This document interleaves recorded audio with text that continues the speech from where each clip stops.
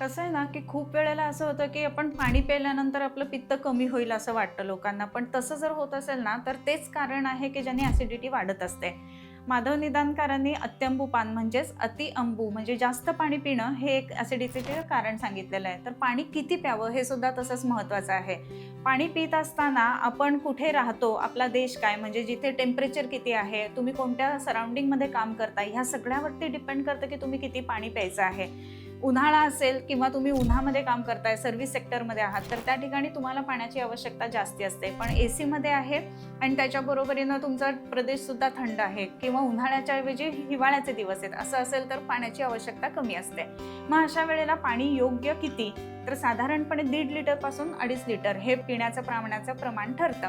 आता हे करत असताना सुद्धा जर पाणी प्यायल्याने ॲसिडिटी होत असेल, तर काही महत्त्वाच्या गोष्टी आपण पिण्याच्या पाण्यामध्ये बदल करायला पाहिजेत.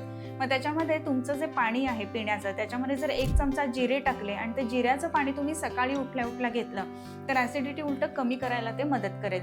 पण किती? तर ते 1 ग्लासपर्यंतच घ्यायचे, खूप जास्त प्रमाणामध्ये नाही. दुसरी महत्त्वाची गोष्ट म्हणजे जर का काही चुकीच्या गोष्टी खाल्ल्यामुळं, बाहेरचं खाल्ल्यामुळं ॲसिडिटी होत असेल, तर अशा वेळेला तुम्ही सुंठ हे पाण्यामध्ये टाकून जर का घेतली, तर ते पाचन करायला मदत करेल आणि त्याच्यामुळे सुद्धा ॲसिडिटी कमी होईल. सो पाणी किती, कसं आणि कोणत्या पद्धतीने घेतायत हे खूप महत्त्वाचं आहे.